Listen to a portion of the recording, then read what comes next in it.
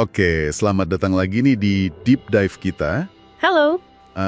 Kali ini kita mau bedah satu renungan singkat ya, yang cukup dalam menurut saya. Iya, renungan yang menarik ya. Betul. Intinya itu soal, gimana sih caranya kita bisa beneran ngandelin Tuhan sepenuhnya, apalagi pas lagi susah. Sumbernya ini kan dari Amsal 3 ayat 5, ayat yang cukup terkenal lah ya. Iya, percayalah kepada Tuhan dengan segenap hatimu. Dan janganlah bersandar kepada pengertianmu sendiri. Nah, itu dia. Misi kita yaitu coba pahami makna praktisnya gimana sih di kehidupan kita. Oke. Karena renungan ini langsung nunjuk ke satu pergumulan yang kayaknya manusiawi banget ya. Gimana tuh? Yaitu, pas masalah datang, mungkin pas lagi hektik gitu, refleks pertama kita tuh apa coba? Balik ke logika sendiri kan? Pengalaman. Nah, itu dia. Kayak otomatis aja gitu kita langsung mikir, oke, solusinya apa yang paling masuk akal? Apa yang pernah berhasil dulu? Iya, betul. Cari yang bisa kita kontrol, yang kita pahami. Itu wajar sih, naluri bertahan hidup mungkin ya. Iya kan? Tapi disinilah renungan ini ngajak kita mikir beda. Gimana tuh bedanya? Ya, konsep hidup berpusat pada Kristus yang diangkat di sini, itu nuntut sesuatu yang lebih radikal kayaknya. Radikal gimana maksudnya? Iya, penyerahan dan kepercayaan yang total gitu loh ke Tuhan. Total ya, bukan setengah-setengah. Bukan cuma pas lagi enak, tapi justru pas jalan di depan itu kelihatan wah nggak jelas, berkabut. Atau malah... Nggak logis. Nah itu dia, nggak logis menurut kacamata kita. Itu dia sih kayaknya titik yang paling bikin berat ya. Nggak logis menurut ukuran kita. Betul. Renungan ini kan kayak nekenin kalau jalan Tuhan, rencana Tuhan, itu seringkali di luar jangkauan nalar kita ya. Iya, bisa terasa aneh, muter-muter, atau malah kayaknya kontraproduktif gitu. Nah, itu kan yang bikin kita jadi ragu gitu ya buat percaya penuh. Kayak ada rasa takut gitu loh buat ngelepasin kendali atas apa yang kita anggap paling bener, paling rasional.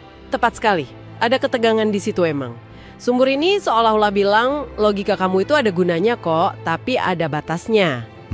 Ada batasnya ya? Iya, pas kita dihadapkan sama situasi di mana logika kita bilang A, tapi kok kayaknya ada dorongan ilahi buat ngelakuin B, yang B ini kelihatannya lebih nggak aman, nggak efisien. Wah, itu ujiannya di situ ya? Disitulah ujian iman yang sesungguhnya kan.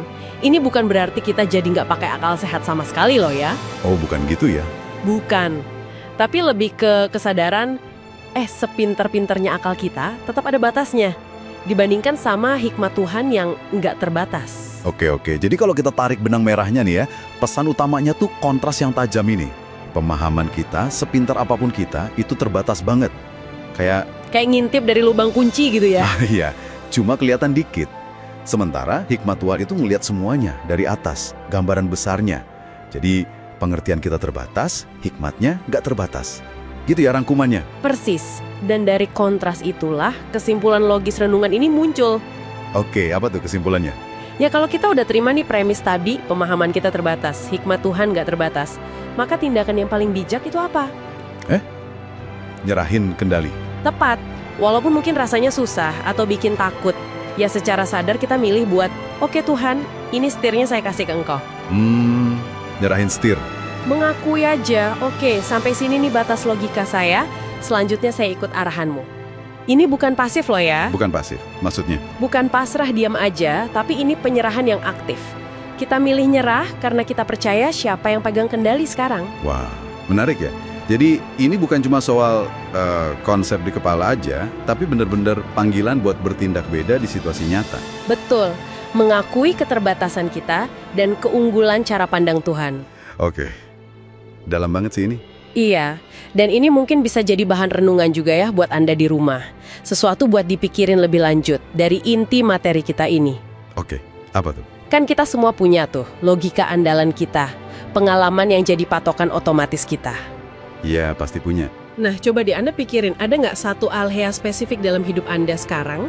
Mungkin soal keputusan, atau kekhawatiran, hubungan mungkin? Di mana Anda tuh ngerasa ditantang buat mulai lepas kendali sedikit. Coba berserah sama pimpinan Tuhan, meskipun langkah pertamanya itu rasanya nggak masuk akal atau nggak nyaman menurut ukuran Anda sendiri. Wah, itu pertanyaan yang nusuk juga ya. Kira-kira bentuk konkret penyerahan itu kayak gimana ya dalam situasi spesifik Anda itu? Oke. Pertanyaan yang bagus banget buat kita renungkan masing-masing ya. Iya.